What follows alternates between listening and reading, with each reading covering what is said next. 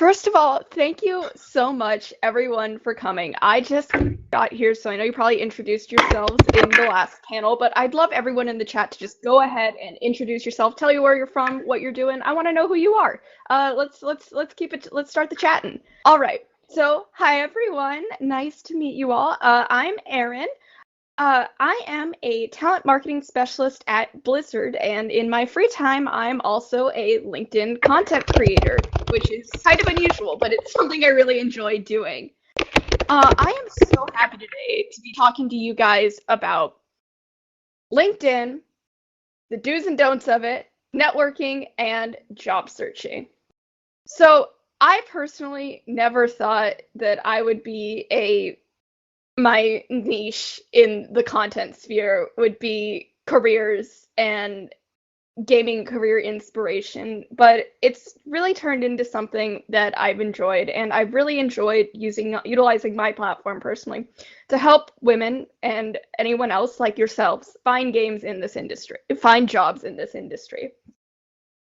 So I'm really excited today to be moderating this panel with some wonderful women who I will turn over to introduce yourselves. Rebecca, how about you go first? Sounds great. You can hear me, right? I think I just unmuted myself. Yep. So I'm Rebecca Dixon. Really excited to be here today. I am one of the co-founders, along with Myrna, and CEO at the gameHERs. So thrilled to see everybody here in the outdoor theater. It's super fun. It's our first event with AA Labs, which has been phenomenal. So I'm glad they're all getting that out too. And should I just do a quick intro for now, Erin, and we'll go into more later? Yeah. Okay.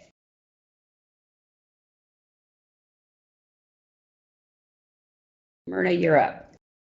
Yep. Hi, everybody. Can you hear me?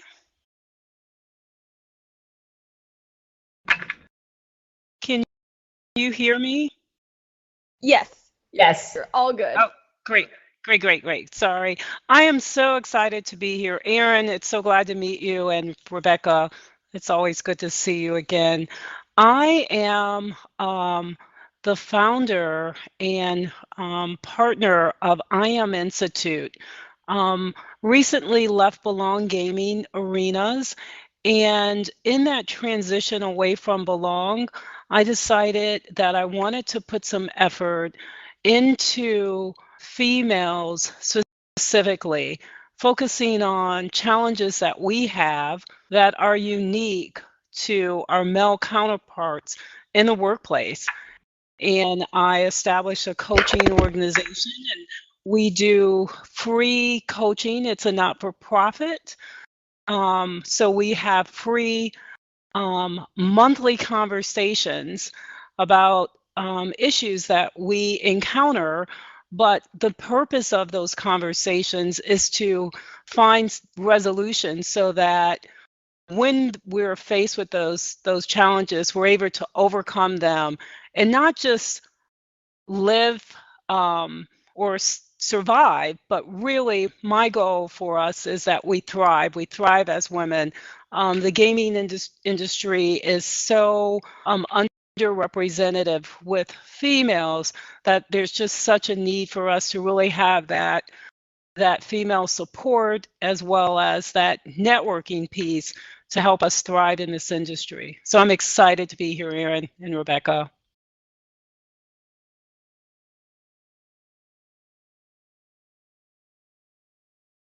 Thank you so much, and thank you so much for sharing that. That's an absolutely incredible story, and thank you for doing what you're doing. That's amazing.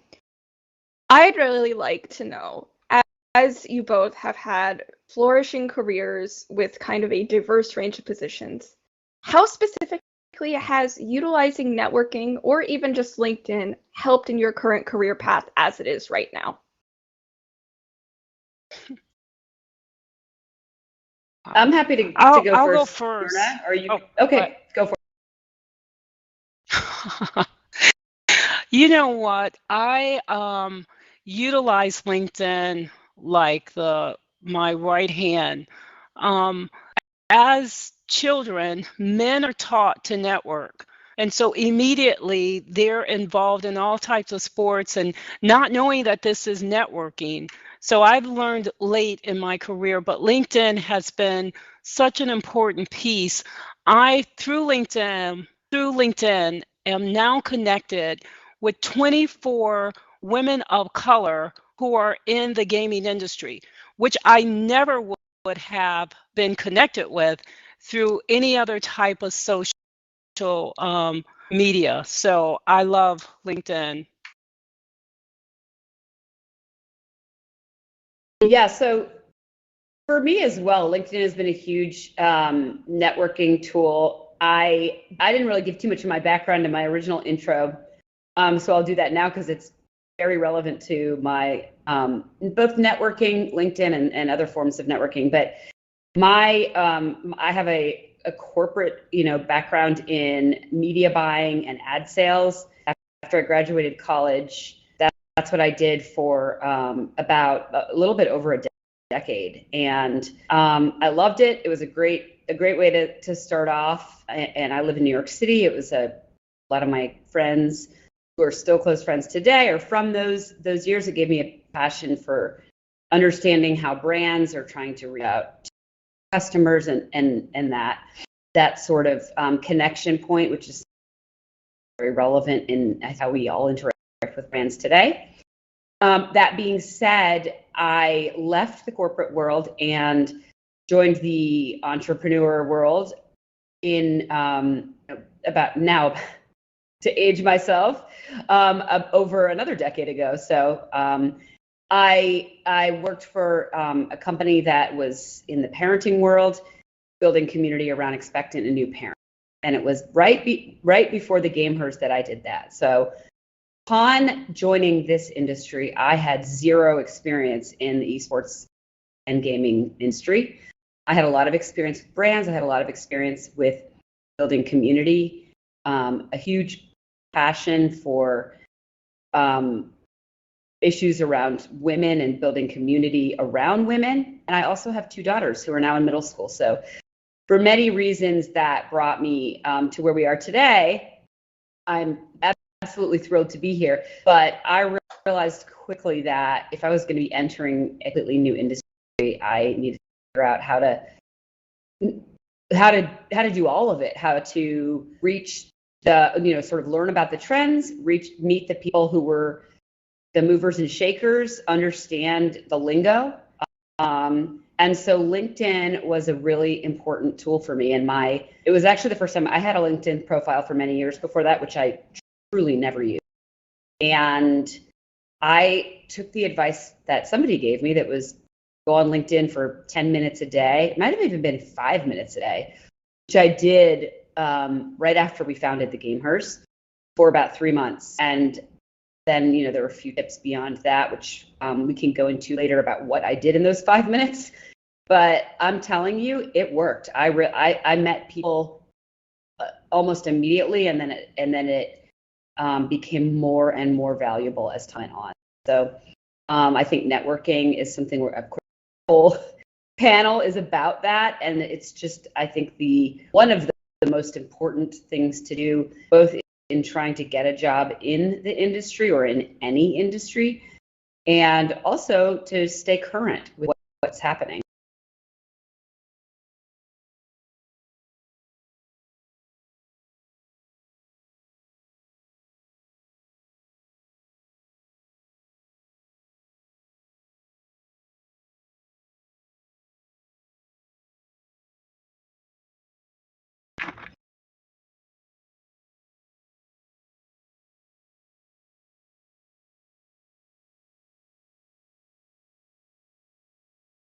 Oops. Yeah, absolutely. Amazing insight. Thank you. For me, I always like to say that LinkedIn has been pretty much the single biggest catalyst in my life, really, up to this point. And that is even before I had any kind of following on there whatsoever. Even just being, oh, I'm cut off. Okay. Hold on. Aaron, Can you hear me? Yeah, we can hear you. I think your video was a little bit, or your audio was a little delayed. So I think the AA team turned off your video so we could hear. Can you hear me? Yes. Can you hear us? Here, let me write Aaron in the chat.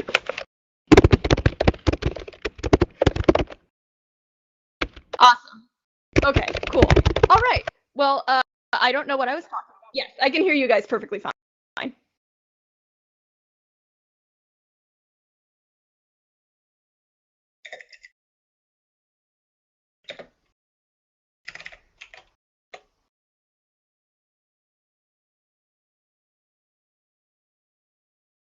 Can you guys hear me? Yes. Yes. Okay. Great. Amazing. Okay, cool. Sorry, my Wi-Fi is the enemy, I suppose. But anyway, thank you so much for your amazing answer. Thank you so much for your amazing answers on that. As I've said, LinkedIn has been one of the most important tools that I've personally used in my own professional development. It's something that really helped me stand out in my resumes because I was able to add a bit more personality than I could add to my cover letter and my resume when I was applying to Blizzard. So that led the recruiter to know that I had a bit more of a creative background than what would have been let on initially. So LinkedIn, even if you're not actively creating content or actively networking, is still an amazing tool to let your personality shine through when you're applying for jobs. So specifically what I want to talk about is in the gaming industry and in coaching, there's a lot of challenges that come with networking. I want to know, starting with Rebecca, what challenges you've specifically faced when it comes to networking and how you've overcame them over time.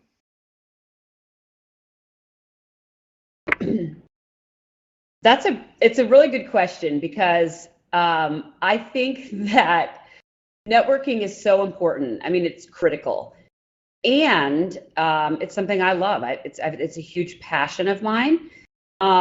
It depends on what you're currently trying to achieve, whether it's finding a job or growing a startup like I am, or working in a corporate, in a corporate job. So it might vary a little bit depending on what you're trying to do.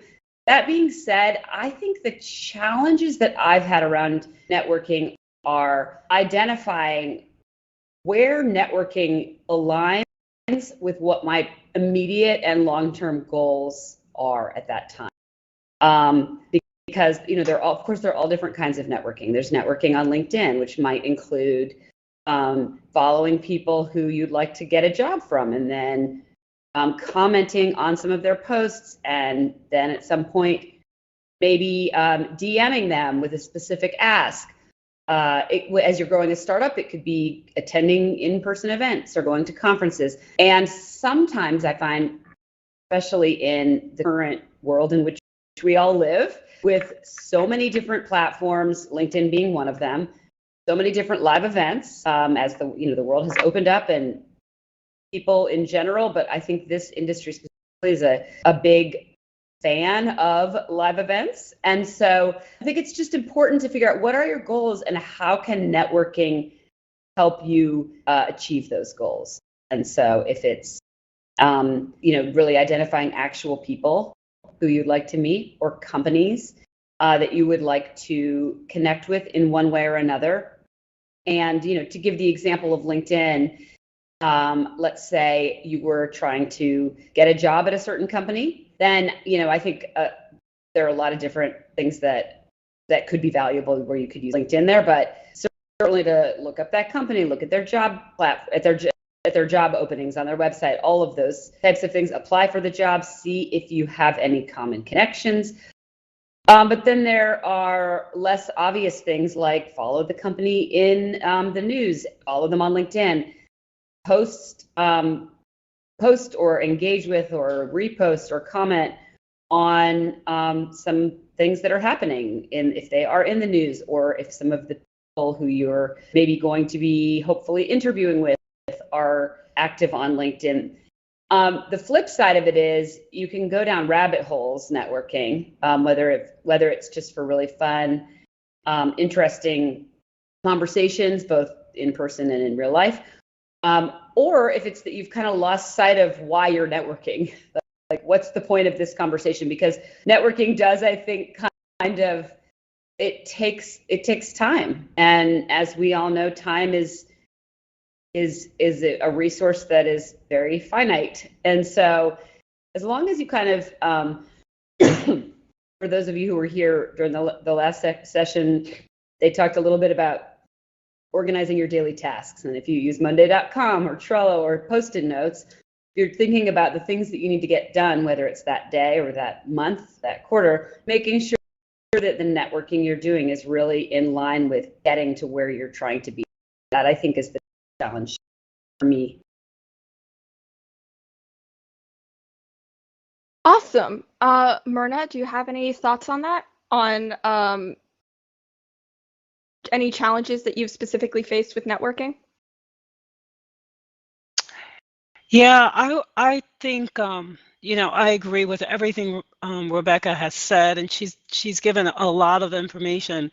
Network, the meaning of network is exchanging information and services among people with a common profession or common interest or a common goal. And I think for me, networking is like insurance. So you don't necessarily need insurance that, the months that you're paying for it. But when you have that accident, or if there's that crisis, you need to have paid into the insurance so that that accident is covered. And so networking it may seem like it is not important because you don't always reap the benefits immediately, but networking is building those relationships so that when you need to cash in that card, it's there, and you know that you're gonna be able to cash it in, and there's gonna be a return on your money. I do think that you can get overwhelmed. I will say one of the pitfalls that I had with networking when I first started using LinkedIn specifically was that I was all over the place, and I was excited about my profession. I was excited about what I was doing, and I was just connecting with all of these people. My connections were not personal. They weren't geared to any specific thing that was happening in the industry. And I realized when I got to maybe the second individual that I was talking to, I wasn't prepared for that conversation. And so it was more difficult for me to build that relationship because I really didn't have a foundation of what the company was doing, who that individual was, what they had done for the company. So Rebecca's already talked about doing some research. I think, that's one of the shortcomings that I had.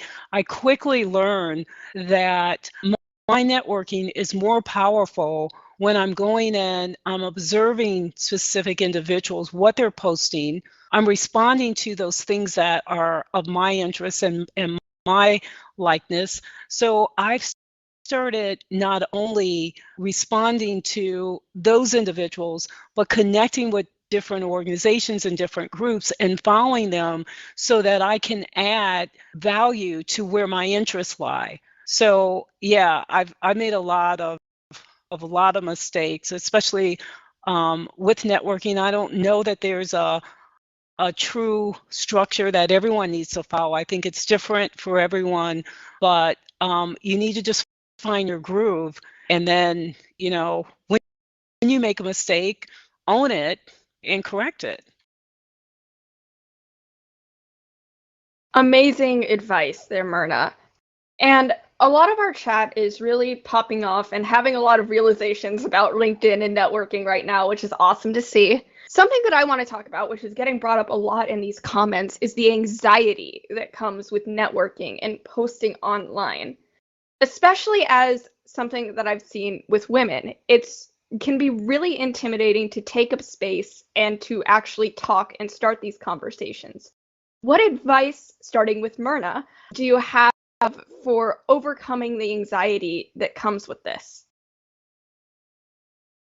Yeah, I think for me, the biggest piece is being prepared. So when I know that I'm going to respond, I just want to make sure that first of all, I'm responding genuinely. So if I have a response and it is just passionate about a subject, I'm making sure that my voice is being heard. And I always want to be respectful. So no matter who I'm speaking with, I also always want to make sure that my conversation is respectful and professional.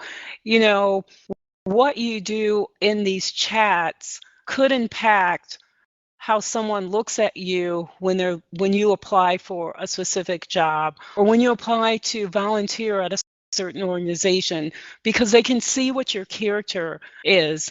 So I typically try to make sure I know I have some points already kind of jotted down. I think it can be very daunting. The more you do it, the more consistent you are, and the more engagement that you have, the better and the more comfortable you feel. I guess my advice would be, if it's new to you, if you're new, use your warm network.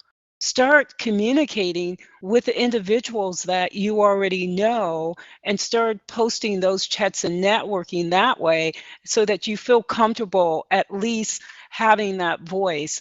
And then, I think there's always going to be a level of intimidation.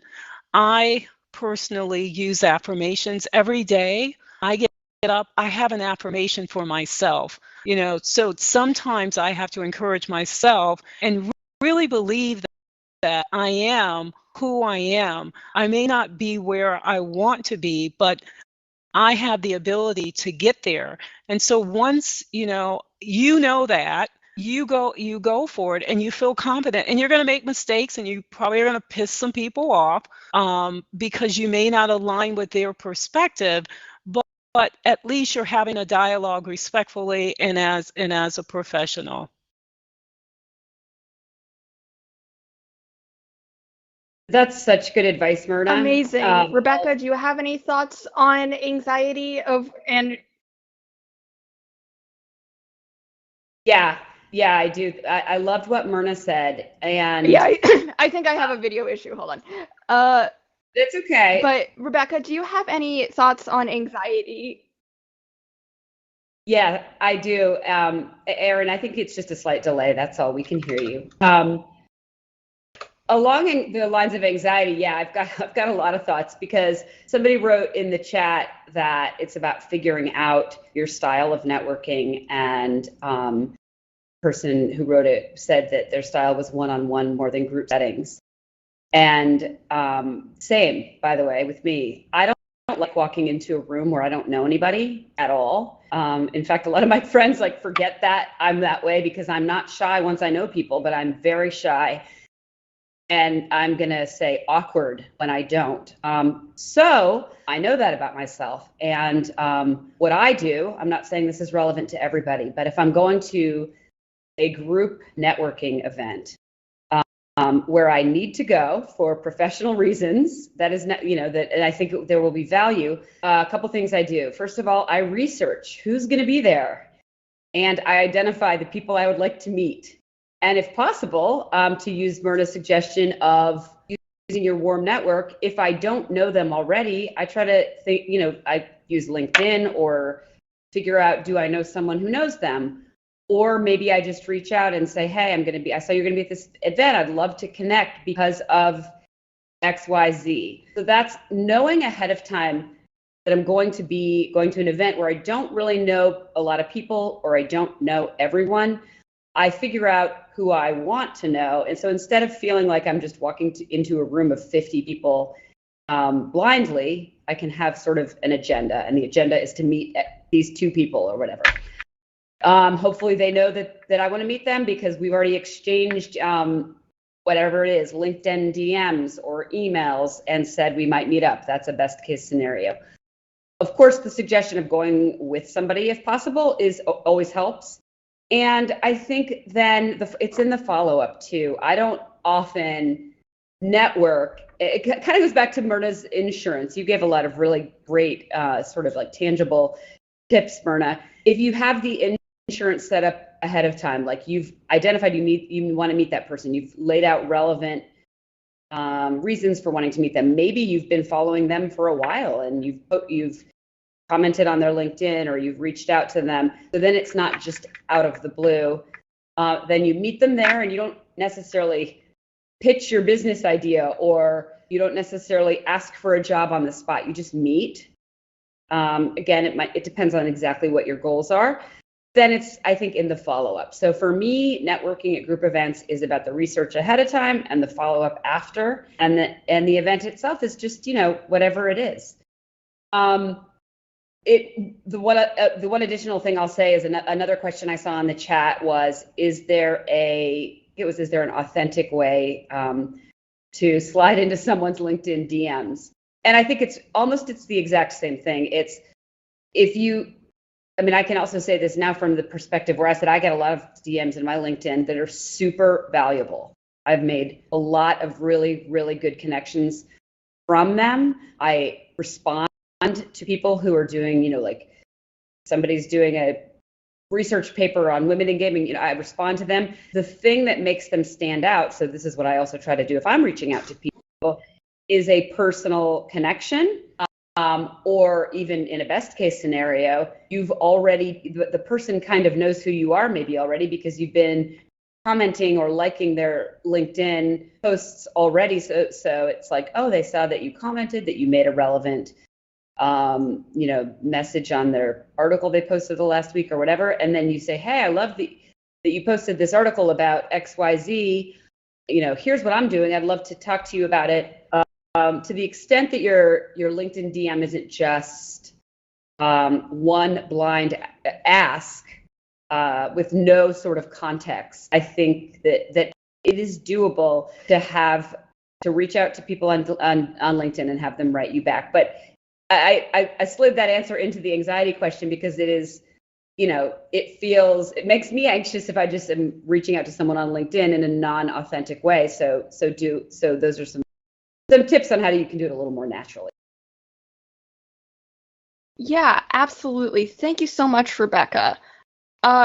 Something that I say a lot to other people too is a really big thing is just to remember that networking overall is just like trying to make friends. You just want to make friends with people. Don't try to go straight for the job immediately. Just try again to make some genuine connections and you'll be a lot less stressed out about it.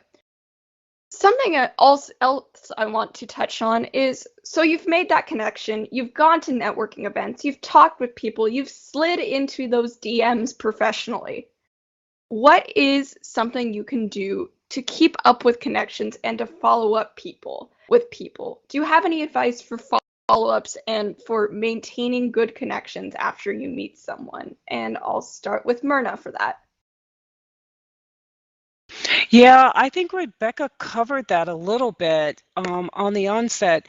I really believe in an easy way because, like you said, you just want to make friends. It is really all about relationships. Seeing an article that is something that you're passionate about that you want to share with your friend. So forwarding that article saying, did you see the latest blah, blah, blah?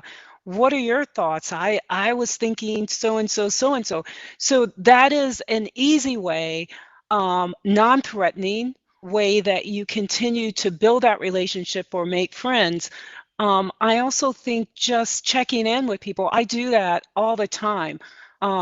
hey, it's only been a couple weeks. I just want to see how's things been going with you. I heard, if you're keeping up with the company, I heard that, there's been a transition. How are things working for you? One of the things I was just reading earlier this week is people want to know that you care about them. So if you're reaching out for me, most of the time you're going to get a level of resistance, and you're not building that relationship where it's a give and a take, or it's showing that I'm genuinely caring about you. So being able to just connect with people to see how their well-being is. Things are kind of crazy right now. And I think that's a way to kind of follow up and to build those relationships to move into even possibly something more in a professional capacity.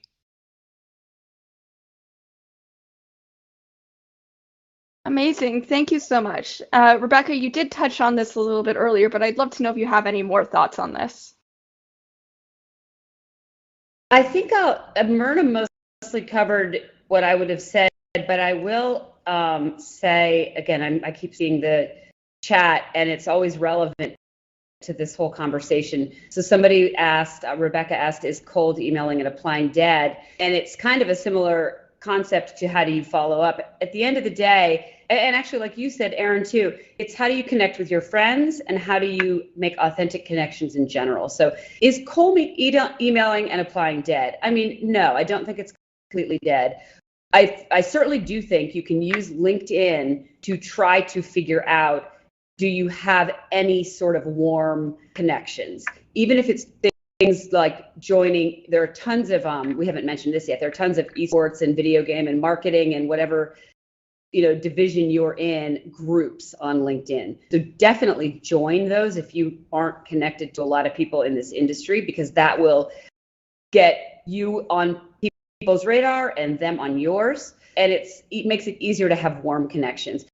But if you don't have warm connections, then cold connections, it's not unlike how do you follow up and how do you keep these connections live? You just want to stay as authentic and as different as you can. And I'll give you an example, or maybe not as different. You want to say as authentic to you, but then what about you makes you stand out? So I'll give you an example that a couple people have done for me. This would not be authentic for me, by the way. So I don't use this tactic because it would be super awkward if I did it, but I've seen it done, and it can work well, which is in my DM or even in an email before, people have sent super short videos, like not a professional video, not a casual video, like they put an iPhone up and said, hey, Rebecca, thought this might be more interesting than 3 sentences, blah, blah, blah. And then they said whatever they're going to say. I mean, it made me watch it. And, I think maybe I've gotten that 3 or 4 times, and but maybe half of them were actually super relevant and different and more interesting than not. So that's just an example of something that made those people seem different. Now, I'm not saying everybody should go create a video when they're following up with someone, because like I said, that wouldn't be authentic to me. But anything you can do to make yourself stand out. Somebody else in the chat asked about identifying if you have a similar alma mater. Yeah, of course. I mean, I went to Vanderbilt for college. If somebody says, hey, I graduated from Vandy in 2005, like, yes, that's going to make me pay attention. So I think that covers my answer for this one.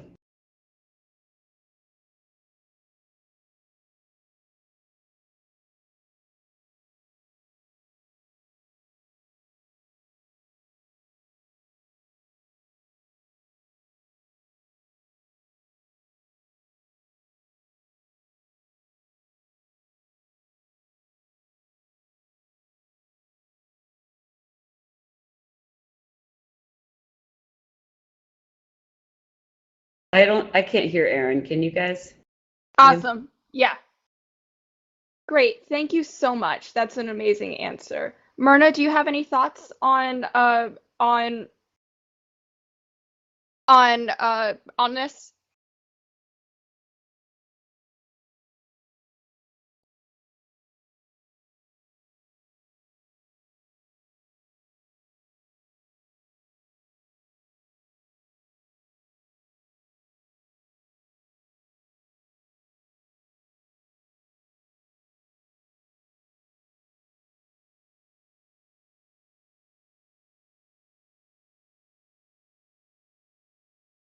Yeah, I think Myrna, you might be muted.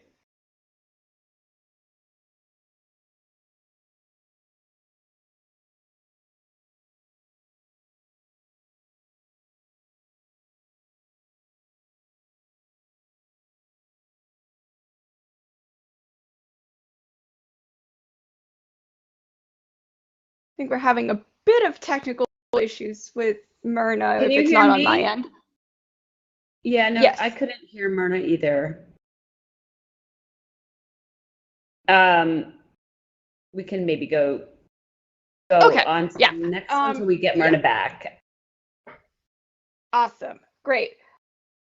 Hopefully Myrna will be back soon, but something that I wanted to bring up is something that I actually saw in the chat here about mentorship. Mentorship can kind of be intimidating, and again, as we talked about, it's very intimidating to ask people about and reach out to individuals about wanting guidance in whatever career path anyone is looking to pursue. Do you have any suggestions about maybe utilizing LinkedIn or more traditional forms of networking in order to find mentorship? And we can start with Rebecca. Yes, mentorship is intimidating, and I think that it's interesting because there are a lot of formal mentor programs that are created, and they're actually very hard to execute effectively because it's just getting the right mentor with the right mentee and having that relationship develop at the right place in the right time. So certainly, if you see an opportunity to sort of find a formal mentor, that's great. I think the way that I have always found mentors in my own career, and I've had some really great ones, and I'm always continuing to nurture relationships with people who mentor me, is identify people who either are in jobs that you would like to be in, or have a skill set that you'd like to have that might lead to a job that you may want. And again, if it's on LinkedIn, this panel is a lot about LinkedIn, but also about general networking and job searching. This could be in your company already. It could be in your school. I think a mentor is sort of a two-way relationship, right? So mentees want to be mentored so they can develop their careers, and mentors, often it's there's of course an altruistic and give back aspect of it, but it's also just a good experience to have to sort of stay current and understand a lot of different sort of perspectives in the industry, or in the up and coming potential people in the industry if it's students. So the best advice I think I would give is to view mentorship as sort of an extended benefit, or not benefit, but an extended part of networking with the same advice I would give for general networking is what I would give for mentors. And to the extent that you find some people that you have made relationships with that you would really like some mentorship from, don't be afraid to ask. And even though sometimes people may be too busy, sometimes they might not. And a really good piece of advice that I have been given that I will share here is, if you have a certain skill set you need, and I'm not talking about like something you have to go get a degree for, but just, I'd like to learn more about whatever it is, sort of certain aspects of whatever business sector of the industry you're in. Ask somebody if they would be able to, would you be able to share 15 minutes of your time to give me the broad overview? If you don't have that, do you know anybody who might? Always saying, is there anyone you would be willing to connect me with who you think might be able to help me with XYZ? Because often if you ask somebody to connect you with somebody to do something and they can do it themselves, they may just do that. And then I think the second thing I'll say about mentors, if you really have identified a human who you would like to stay in your circle as a mentor, just do all of those other things that we've been talking about in terms of keeping relationships live that you would do with your friends. If something great happens at their company and it's in the news, send them the article, say, hey, this is so cool. I really liked that this happened, and that, that's so neat. Like, or congratulations that, this is going this way. Or if something negative happened, same thing. I'm sorry to hear this. Or, look, I thought you might be interested in this. It reminded me of that time we were talking about, this, and just try to think of ways to stay connected to them. So that the relationship is always kind of live. Thank Myrna, you so much, Rebecca. Mentors. Yeah. Sorry, Erin, go ahead. Yeah. Myrna, we are sharing just some bits on just some advice about mentorship and how to acquire mentors. Do you have any insight on how to get a mentor and how to overcome anxiety of reaching out again for mentorship? Yeah. Are you able to hear me now? Yes. Ah, Yay. yay. Thanks to the tech team. So, I would agree with what Rebecca said about if you don't have that relationship already built, that solid relationship, reaching out and asking, asking about that person's background, and then, letting them know that you have some questions in relationship to their background or their exposure or their experience. And that is a way to kind of ease into getting that specific coaching and getting that informal mentoring. I also think that, once you're there, you're having that live conversation, you can get into a deeper dialogue about, well, I really would like to know more about X, Y, and Z. Would you have time can we set up another time for you and I to discuss that? Or do you know anyone who may be able to help me in that direction? So very exactly what Rebecca says. I think, we want instant connection. We want instant gratification. But again, I go through and continue to say that networking is building a relationship. And sometimes there are people that we just feel like we knew like 10 years ago, and we just met them today. But the majority of the people that we meet, it takes time for you to build that connection. You do also have a great opportunity to get in with individuals that within your warm space, those individuals that you just overlook. I had my nephew call me a few months ago about a job offer he received, and he's like, my mom told me that I should call you because I received this job offer, and that's what you do. I'm like, duh. Yeah, absolutely. So utilizing some of your warm network to also help. They can be very powerful as mentors. Or one of the things another nephew asked me about was real estate. Well, I don't have that. But I could refer him to one of my good friends who, again, built that relationship and became his mentor. So your warm network may have opportunities or suggestions or individuals that can help you build that mentorship.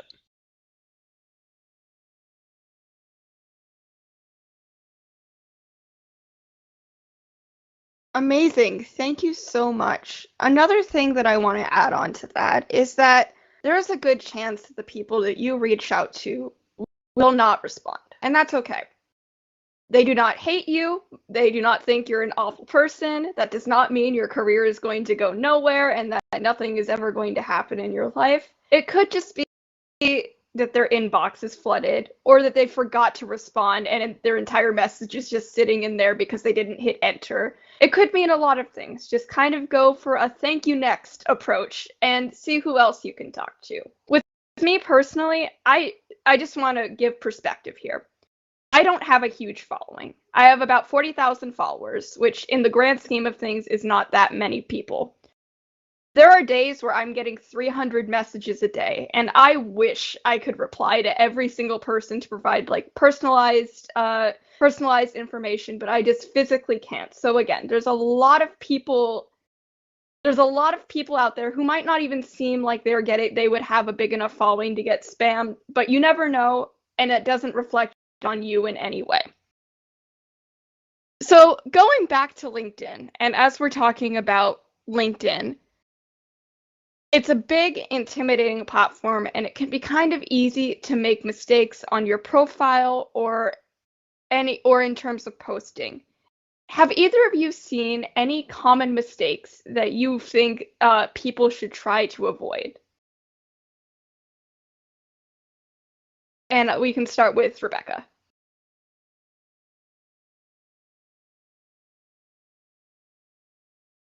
Before I answer that question, Erin, I want to say that before this panel ends, I want to make sure that you get a chance to give some of your like top tips for LinkedIn, because I tip things to offer here on this panel, but you probably have some of the best answers to that question. First of all, like you just said, I don't think if someone ignores you, I don't think you should panic. I also don't think you should panic if something is posted and there's, the comment is, you get comments that aren't great, or, things don't go the way that you planned. But common mistakes, I'm not sure if I have common mistakes as much as things that I would really try to do with your LinkedIn profile, especially if you're trying to find a job, or if you're trying to position your business in a certain way. Make sure your LinkedIn profile really reflects where you want your career to be next, or what your goal is next. And so, in fact, something that I think, Erin, you would have a good answer on is there was a question in the chat about how do you take your normal or your current resume or your current LinkedIn profile that is not in this industry and update it to be one that might be desirable in the games industry. And without knowing exactly what job someone's looking for in the games industry, it's hard to say exactly from my perspective what to do. But one thing I would say on LinkedIn is make sure it says somewhere on your LinkedIn profile that you would like to work in the games industry. Like, you can, there are ways to do that. And one way, even if it's not in your bio, is to post a lot of content about the games industry, like things that you think are relevant and interesting that may not be specific to your current job. But if you join the groups that I was mentioning before and start interacting with the people and then posting content or articles that people find relevant, that will make you, relevant. That'll make you relevant. And so that's less of a mistake. I guess the mistake is not having your profile reflect where you want to go next. Yeah, absolutely. I'll before we go to Myrna, I'll add on to this a little bit in terms of what helped me. So I've had kind of a wild career path myself. I started as a costume designer, and then I was a graphic designer, and then I was a social media manager for a fertility clinic, and then I was a marketing manager for a construction company before I got to gaming. So I had kind of a weird winding path to get here.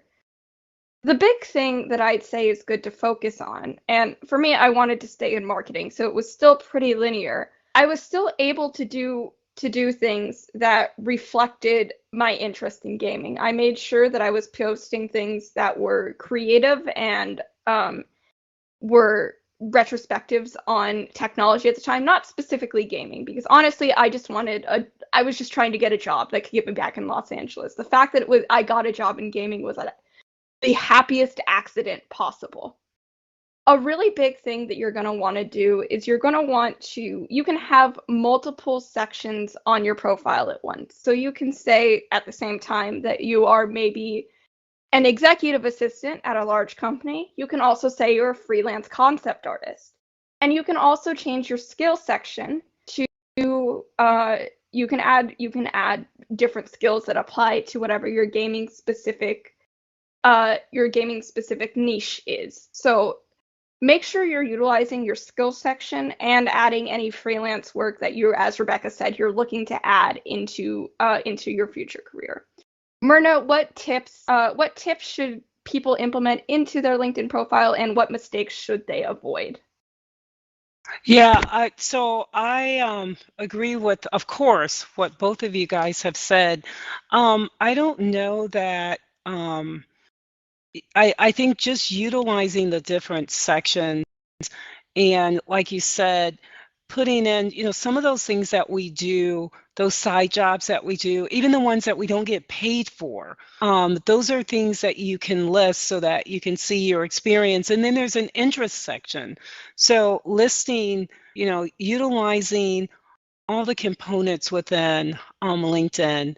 I also just think that when you start thinking of words, so, I was reading something the other day about, if you're looking for a content manager, there are specific words that you can use so that, first of all, it helps you stand out. But in addition to that, it is, it's going to pull up. So many organizations are using AI to just do the basic screening of resumes. So it's going to pull from your LinkedIn profile when the recruiter is doing that passive search. So it's going to pull those keywords. So I would think that those are things. I don't know that there's I don't know enough to say there are common mistakes, but I do think that once you realize that something's not happening or it's not moving you forward, you're not getting the attention that you need, it's okay to change it and refine it, and make it your brand, your personality. But it's okay for you to not feel good about your LinkedIn profile today, and change it tomorrow. So I would just add that 2 cents, as well as what you guys have already put out there. Amazing. Thank you so much. And something I want to add is it can seem intimidating to see people with tens of thousands, hundreds of thousands of followers on LinkedIn as it is right now. I know, because 9 months ago, I had 300 LinkedIn connections, and that's when I got my job offer at Blizzard. So it's not all about connections, and it's not a popularity contest. It's just about making sure that who you are is coming across on your profile. Don't feel insecure about numbers or likes or anything. Best of luck, everyone. I do think this is a good place to end, as we are coming up on time here. But thank you so much for coming, everyone. I'm not sure if we're going to the side room to answer any further questions, but I'm happy to stay on. This was amazing. Give all of the vibes, all of the vibes. You all gave, I've hated LinkedIn for so much of my life. And in the last 3 years, Rebecca has been really helpful with pushing me to be in that space. So you all gave some really practical and amazing tips. If you go into in our side quest, we have jobs there. We can also find the LinkedIn where you can find our panelists as well. We are actually, our next panel is here, but we'll take 5 minutes. So I encourage you to go to SideQuest, enter our giveaway, download our app, chat it up with some other folks, and come back at 5 after the hour for our next panel that will be here in the outdoor theater. Thank you so much, panelists.